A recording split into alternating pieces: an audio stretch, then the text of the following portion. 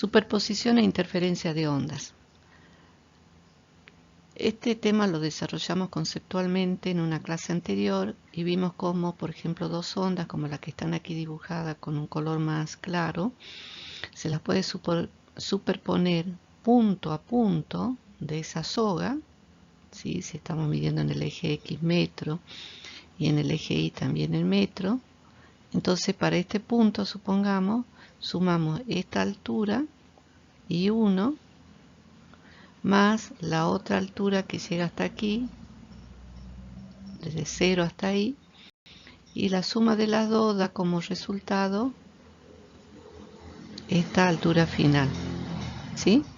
Entonces lo que se hace es sumar punto a punto. Por ejemplo, en este caso, si nos venimos hasta aquí, sumamos esta altura que es negativa más la misma altura desde la base que está dada en el eje X hasta la siguiente posición de la onda. La suma de las dos nos da, nos colocamos en la misma vertical, nos da esta altura negativa en el eje Y, ¿sí? Bueno, así se hace punto a punto. Entonces el efecto es la suma que está indicada con este color más oscuro, I1 más I2. Esto es para ondas que están ligeramente desplazadas, por ejemplo, sus crestas o sus máximos, como vemos, ¿lo ven? Están ligeramente desplazadas. Esta es la constante de fase. En el caso en que un máximo de una onda coincida con un mínimo de la onda, como en este otro caso, la suma, fíjense en cómo se atenúa, es decir, la amplitud disminuye. Entonces, ¿qué pasa cuando coinciden dos crestas o cuando coinciden un máximo con un mínimo?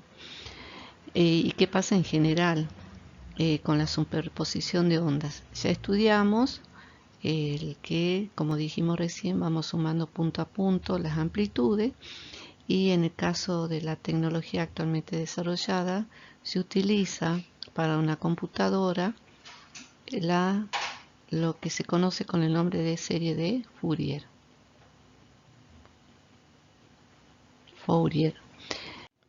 Si vamos a escribir bien Fourier.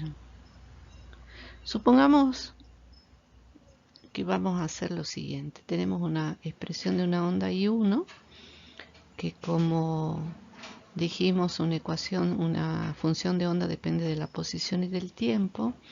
Esto es igual a la amplitud por el seno de K por X menos omega t, y esto le vamos a poner una constante de fase Φ1.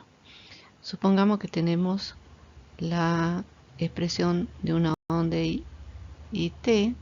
Fíjense en que aquí tenemos I1 más I2, entonces supongamos que tenemos otra onda I2 que tenga la misma amplitud, que tenga el mismo número de ondas y la misma frecuencia angular, pero que difiere en una constante de fase Φ2. Entonces nosotros queremos analizar qué pasa analíticamente con la superposición de dos ondas. Y para eso vamos a aplicar el principio de superposición, que dice que punto a punto se superponen los dos efectos de la onda, y vamos a encontrar la expresión de la onda I de xt, que resulta de la suma de I1 más I2.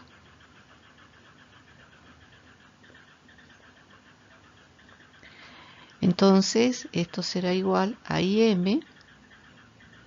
Fíjense, IM en la primera onda y IM en la segunda onda son iguales, entonces la puedo sacar como factor común. Entonces nos queda corchete de, que multiplica seno de kx menos omega t menos Φ1 más seno de kx menos omega t menos Φ2, y aquí cierro el corchete. Entonces IM multiplica el primer término e IM multiplica al segundo término.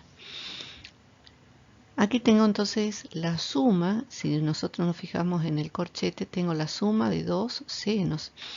Entonces aquí voy a aprovechar métrica, ¿sí? Una identidad trigonométrica que dice que el seno de un ángulo B más el seno de un ángulo C, o sea, el seno o la suma de dos senos, es igual a 2 por el seno de un medio de B más C por el coseno de un medio de B menos C. Esta es una identidad trigonométrica que seguramente la vieron en la secundaria o en matemática. Entonces tenemos que aprovechar esta identidad trigonométrica para aplicarla y poder encontrar el resultado del seno de kx menos omega t menos phi 1 más seno de kx menos omega t menos phi 2. Entonces si uno estudia esta parte, lo analiza, esto haría las veces del ángulo B y esto que está aquí haría las veces del ángulo C. Cada angulito, cada B, por ejemplo, en nuestro caso es K por X menos omega por T menos phi 1 y C es K por X menos omega por T menos phi 2. Entonces, para aplicar esta identidad trigonométrica, primero tenemos que sumar B más C y después tenemos que restar B menos C. Entonces vamos a sumar miembro a miembro B más C y aquí nos queda 2kx menos 2 omega por t menos phi 1 y voy a sacar paréntesis aquí, más phi 2. Entonces este menos adelante se aplica a los dos términos que están entre paréntesis. O sea que esto lo podemos poner como 2 por k por x menos omega por t menos, voy a poner aquí corchete, menos phi 1 más phi 2 paréntesis sobre 2 corchete. O sea, este 2 como factor común multiplica k por x, multiplica omega por t, y cuando multiplica el último término, que es phi 1 más phi 2, se simplifican los dos y quedan de la misma manera que arriba. O sea que aquí hemos encontrado B más C. Vamos ahora a calcular B menos C. Entonces escribimos qué es cada uno.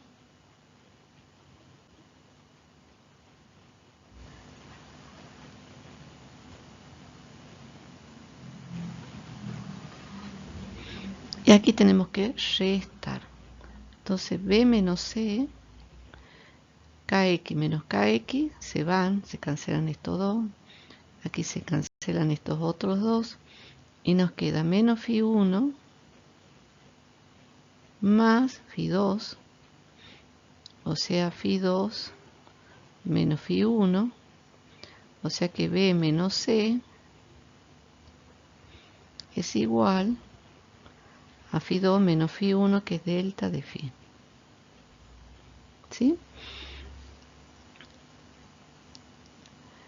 Vamos a representar o a reemplazar este resultado en esta suma. Entonces nos va a quedar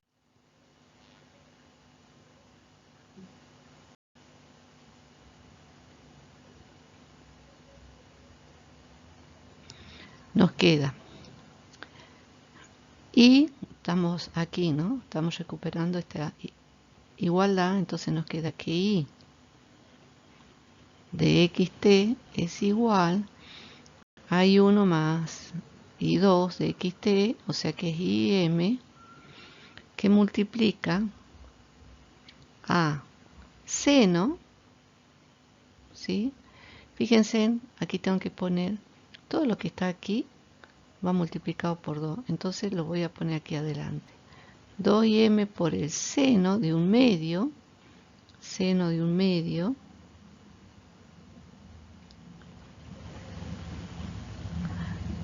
y tengo que colocar B más C.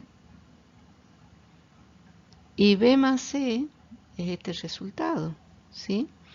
Entonces me va a quedar 2 por K por X menos omega por T, y donde aparece Φ1 más Φ2 sobre 2, que es un ángulo promedio, lo voy a poner como Φ', ¿sí? O sea, Φ' es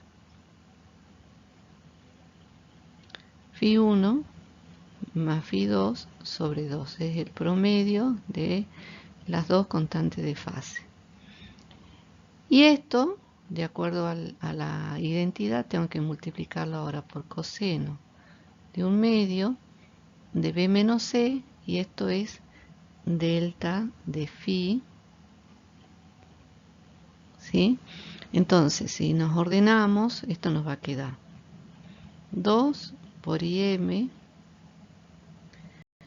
por el seno, aquí se van los dos, de K por X menos omega T menos Φ', por coseno de delta de Φ sobre 2. Entonces observamos que este factor con este otro no dependen de la posición y del tiempo, entonces lo voy a poner así: 2im por coseno de delta de Φ sobre 2, y esto que multiplica a seno de K por X menos omega T menos Φ'. Esto es I de xt. Entonces tenemos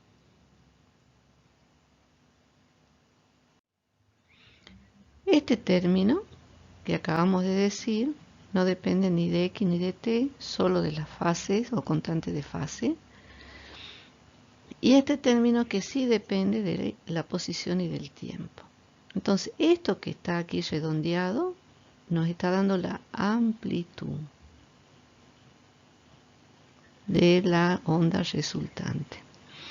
Y esto que está aquí es la forma que varía de acuerdo a la posición y al tiempo. Y Φ' es la constante de fase que ya la hemos estudiado aquí, que es el promedio de las fases, de la constante de las fases iniciales. Entonces ahora vamos a analizar esta expresión.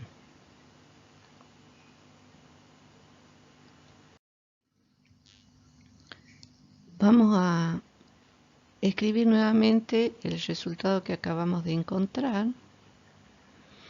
Entonces esto es igual a 2, la amplitud de cada una de las ondas, que es la misma, por el coseno de delta de Φ sobre 2, por el seno de K por X menos omega por T menos Φ', fase de la onda resultante, ¿no?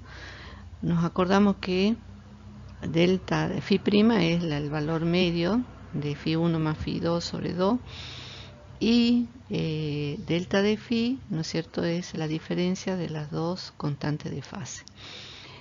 Entonces pensemos lo siguiente: ¿qué pasa si delta de Φ es igual a 0? Es decir, si las dos constantes son del mismo valor pero de signos contrarios. Eso significa que aquí tenemos, esto significa que el coseno nos va a quedar de 0 y el coseno de 0 es 1, con lo cual la expresión toma la forma 2im coseno, perdón, seno, nos queda seno de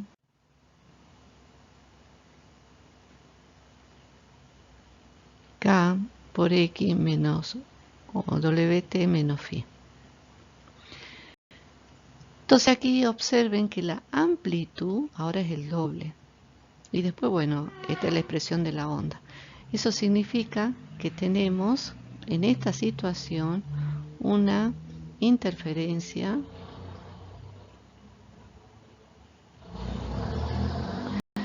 constructiva. ¿Sí?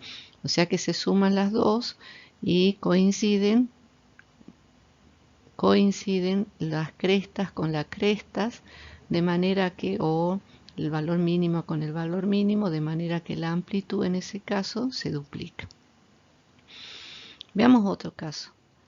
¿Qué pasa si ahora el desfasaje es de 180 grados? O sea que una cresta coincide con un valle.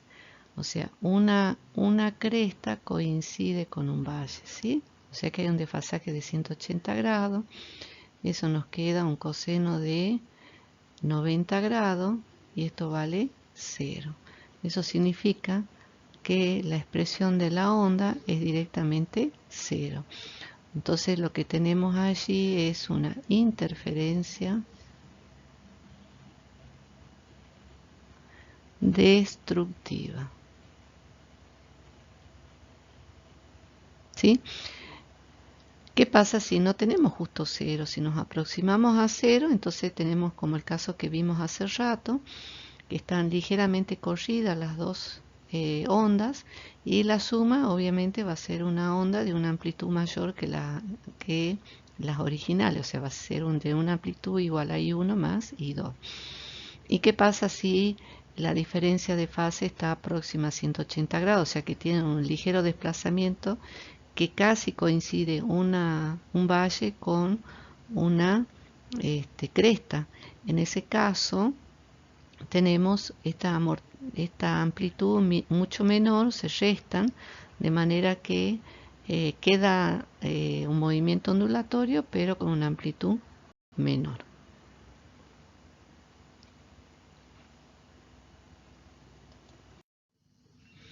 Ondas estacionarias. Vamos a suponer, y vamos a tratar con esto de explicar este tipo de ondas, lo siguiente. Vamos a suponer que tenemos una onda I1 cuya expresión es Im por el seno de kx menos omega por t. No vamos a poner una fase inicial. Vamos a suponer una onda I2, pero que esta onda no vaya, no se mueva a la derecha, sino que se mueva a la izquierda. Entonces le vamos a cambiar el signo. Y ahora lo que vamos a hacer es sumar los efectos de esa onda en una cuerda, supongamos, de manera de encontrar la expresión de esta manera. Entonces nos va a quedar Im más Im, ¿sí? Factor común, de seno de k por x menos omega por t, más seno de k por x más omega por t. Entonces tenemos una expresión similar a la que teníamos anteriormente, la suma de dos senos, trigonométrica, b más c, es decir, esto es b y esto es c. Entonces vamos a calcular b más c y b menos c. Y vamos a ver qué nos da.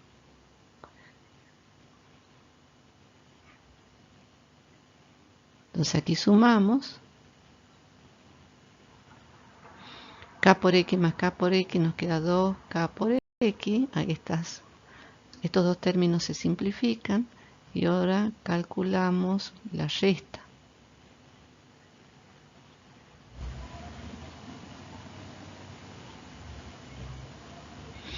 K por x menos k por x se van. Y aquí nos queda menos omega por t, menos omega por t, porque cambia de signo, porque se está haciendo una sustracción, nos queda menos 2 omega por t. Entonces esto lo vamos a reemplazar arriba como resultado, y lo que nos queda es lo siguiente. Y de xt va a ser igual a la amplitud, acuérdense que va a unir un 2 adelante, 2im, seno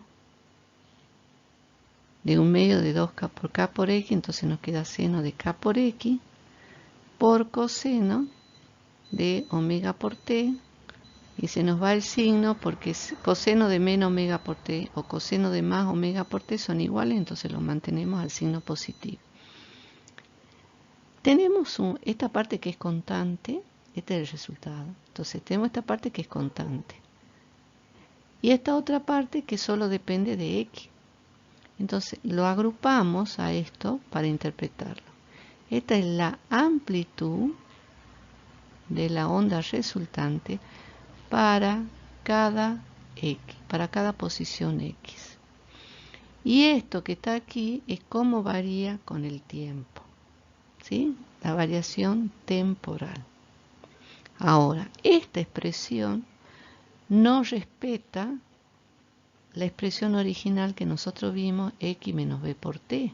Esto es una onda viajera. Esta expresión encontrada no tiene el formato de x menos b por t. Por lo tanto, esto que está aquí, este resultado, no es una onda viajera. Recibe el nombre de onda estacionaria. Veamos de interpretar qué nos está dando esta forma de la onda estacionaria. Entonces, si nos quedamos aquí en k por x, puede ocurrir que esto valga 1, con lo cual tenemos máxima amplitud, o que valga 0, con lo cual no tendríamos ninguna amplitud, la onda daría directamente 0. En ese punto daría 0. Entonces, nosotros nos preguntamos ahora cuáles serían los valores para que k por x sea máximo. Eso significa seno de 90 grados, seno de 270, y seguimos en el círculo trigonométrico. Entonces, para que k por x permita que el seno de k por x valga 1, entonces k por x tiene que ser igual a pi sobre 2, a 3 medios de pi, a 5 medios de pi, y así sucesivamente. Entonces supongamos que nosotros vamos a expresar ahora k por x. En vez de poner k, voy a poner 2pi sobre lambda. Después nos queda por x. Y vamos a trabajar con el primer valor para que sea máximo el seno de k por x, o sea que esto nos queda igual a pi sobre 2. De aquí despejamos x, se nos van se nos va pi, y nos queda x igual a lambda sobre 4. O sea que cuando tengamos una posición igual a la longitud de onda dividido 4, o a un cuarto de longitud de onda, el seno del ángulo será 1. Será lo que recibe el nombre de un antinodo. Vamos a la otra expresión. Supongamos que estamos con 3 medios de pi. Entonces aquí vamos a tener de nuevo, en vez de poner k, ponemos 2pi sobre lambda por x igual a 3 medios de pi. Eso nos da x igual a 3 cuartos de lambda. O sea que cuando tengamos una posición igual a 3 cuartos de lambda, vamos a tener otra seno de 3 cuartos de lambda, y esto nos da 1, y esto nos da, al darnos 1, la amplitud es máxima. Vamos por el otro valor, 2pi sobre lambda por x igual a 5 medios de lambda. Despejamos de aquí x, así se nos simplifican las pi, despejamos x y nos queda 5 cuartos de lambda.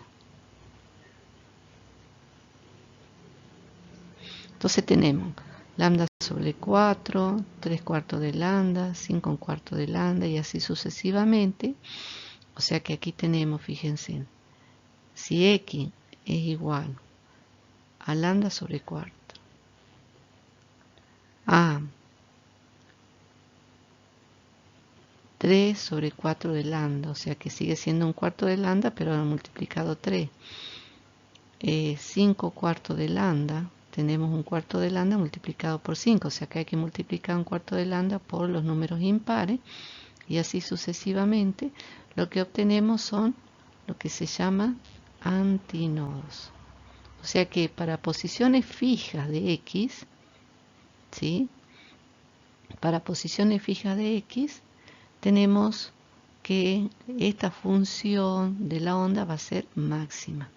Entonces nos fijamos, va a haber punto fijo, que es el que tengo aquí, donde hay siempre un antinodo. Aquí tenemos otro punto fijo, que es un antinodo. O sea que este va a valer, si tomamos 0 al inicio de la soga, este va a valer un cuarto de lambda, y este valdrá 3 cuartos de lambda. Si fuera más larga la soga, tendríamos 5 cuartos de lambda y así sucesivamente. Entonces, siempre este punto X, esta posición X, oscila de la misma manera. Siempre oscila de manera de tener una amplitud máxima. Y vemos cómo cambian en el tiempo. Tendríamos que analizar ahora qué pasa para que no haya una oscilación, se quede quieto, o sea que el seno de K por X tiene que ser 0. En ese caso, fíjense que tenemos lo que se llaman nodos. Aquí tenemos un nodo al inicio de la soga, aquí tenemos otro nodo y aquí viene otro. Entonces, en esos puntos donde seno de K equivale 0, o sea que hay que averiguar para qué valores de X o la posición X, la amplitud se hace 0, por lo tanto la expresión de la onda se hace 0. Eso significa que siempre vamos a tener esos valores fijos, de manera que vamos a tener nodo en esos puntos. Entonces, esto que está aquí es una onda estacionaria. Mientras que lo que está abajo, y eso lo dejé justamente para que lo vean ustedes, esta onda viaja. En ningún momento los puntos quedan fijos, rígidos, variando de una misma manera, sino que esto va oscilando en el tiempo. En un momento está con 0, en otro momento tiene máximo, en otro momento mínimo y así sucesivamente. Esta es una onda, como dijimos recién, viajera, o sea que respeta la expresión X menos B por T, seno de KX menos B por T. Mientras que la de arriba, no. La de arriba, la expresión de la onda de arriba es esta que acabamos de encontrar, 2 por IM seno de KX por coseno de omega T. Entonces ahora vamos a hacer lo mismo que hicimos para, y lo voy a dibujar aquí. Entonces nosotros ahora queremos ver dónde están los nodos, o sea, los puntos donde K por X, ¿sí?, hace que el seno nos dé 0. Y para eso, K por X tiene que ser, por ejemplo, pi, o sea, 180 grados. En ese caso, si reemplazamos K por su igual, 2pi sobre lambda,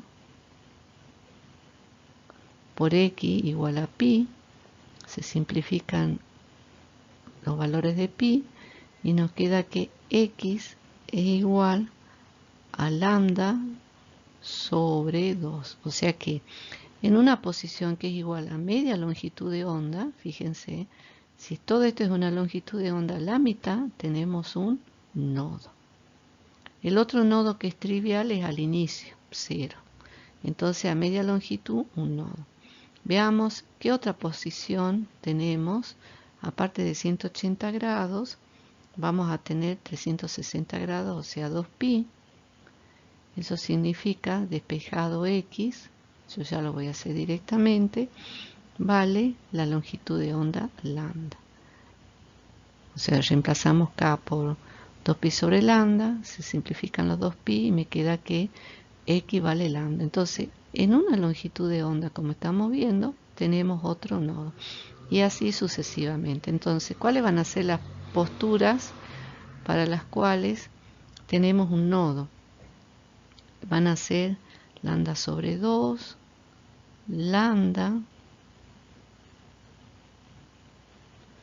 y 3 medios de lambda, y así sucesivamente. Entonces, media longitud de onda es la distancia entre un nodo y el otro.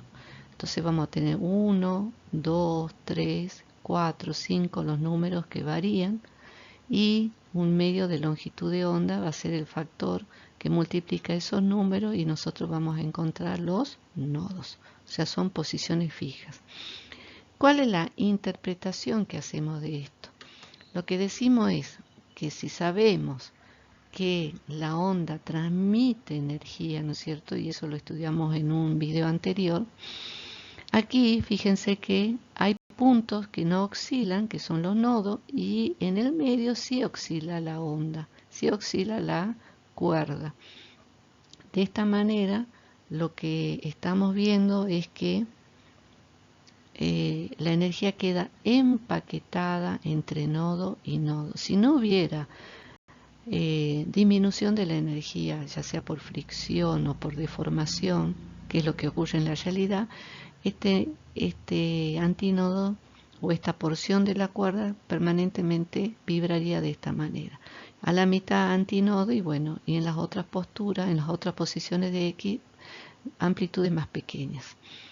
Entonces aquí tenemos un nodo donde no hay energía cinética ni energía, digamos, potencial, no se deforma, aquí vale 0, y después volvemos a otra porción de la cuerda donde sí está oscilando cada una de sus partículas, con una amplitud de acuerdo al valor X, a la posición que tenga la partícula. Entonces tendríamos otro paquete de energía. Entonces, digamos que una onda estacionaria tiene esta forma constante en el tiempo, ¿sí? Oscilando de manera que hay puntos donde la amplitud vale 0 y otros puntos que varían de acuerdo a la posición y al tiempo. Y de esta manera una onda estacionaria se diferencia de una onda viajera.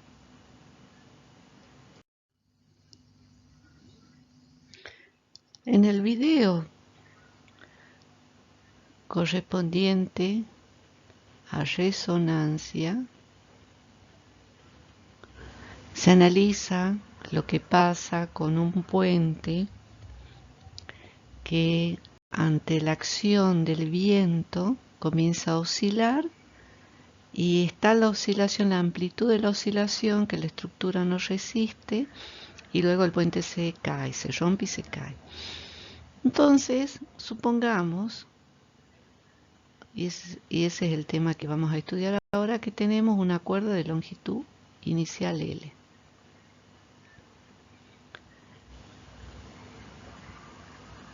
Que está sostenida en los extremos, y nosotros queremos aplicarle una perturbación de manera que se establezca en esta cuerda una vibración de una onda estacionaria.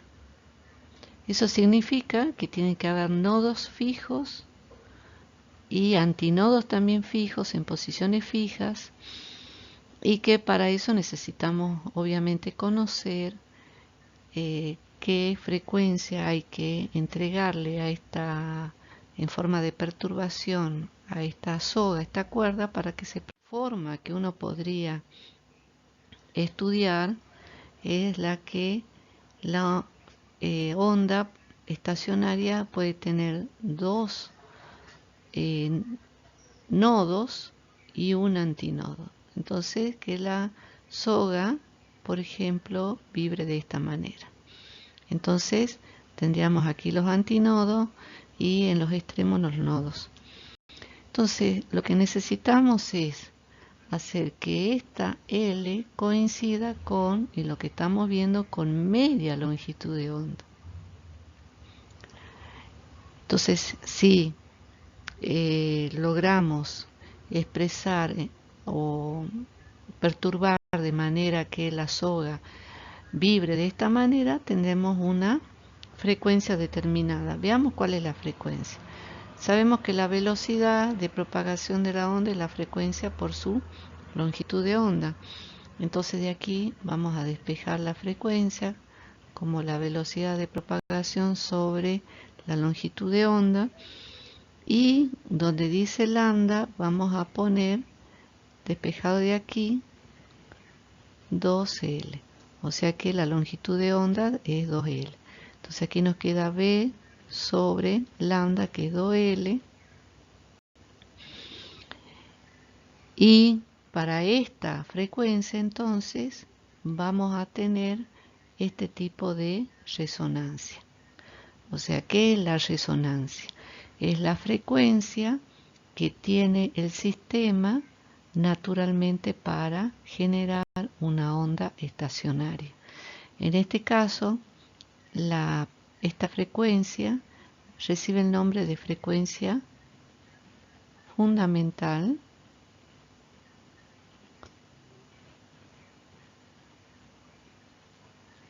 ¿sí?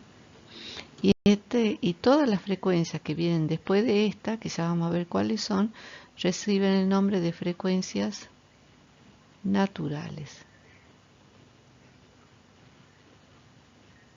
En este caso de esta soga de longitud L. Entonces, en general, L tiene que ser un número de esa media longitud de onda. De manera que N puede variar entre 1, 2, 3 y así sucesivamente. En el caso que acabamos de ver, N vale 1. Entonces, si de aquí despejamos efectivamente B, lo reemplazamos, entonces de aquí vamos a despejar lambda, nos va a quedar 2 por L sobre N, y si despejamos B, de B, como hicimos recién, despejamos la frecuencia, vamos a tener B sobre lambda, con lo cual esto toma la expresión de B por N sobre 2L, acomodadito nos queda N por B sobre 2L, ¿sí? Con N igual a 1, 2, 3 y así sucesivamente. Entonces, para una frecuencia de N por B sobre 2L, vamos a tener, ¿sí?, ondas estacionarias en esa soga de longitud L. Y para n igual a 1 lo que tenemos es una frecuencia fundamental, y los que vienen reciben el nombre de armónicos. Para n igual a 2, a 3, etc. Entonces supongamos n igual a 2, la frecuencia será de B sobre L. Para n igual a 3, la frecuencia será de 3 medios de L, de esta manera y así sucesivamente. Entonces, ¿qué significa este es n igual a 1? ¿Qué significa n igual a 2? Vamos a dibujar la soga, vamos a seguir respetando los nodos, vamos a dibujar otra para trabajar con n igual a 3.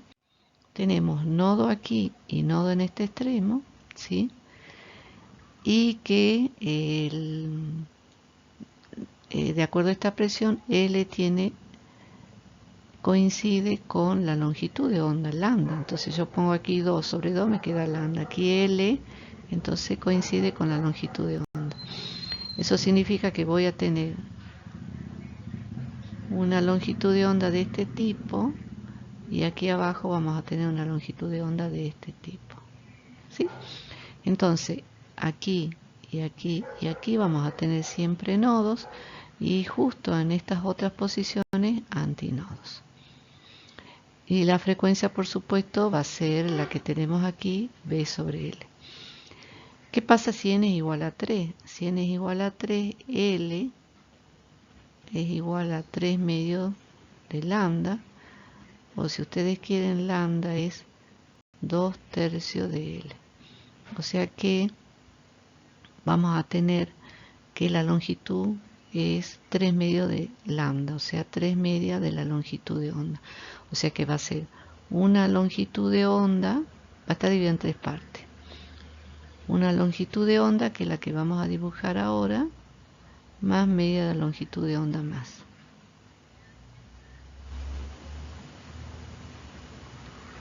La forma que tiene esa onda estacionaria está dado por este esquemita. Entonces va a haber 1, 2, 3, 4 nodos y 1, 2, 3 antinodos. Entonces la longitud de onda es 2/3 de L, o sea, 2/3, hasta aquí tenemos una longitud de onda y un pedacito más, media longitud de onda.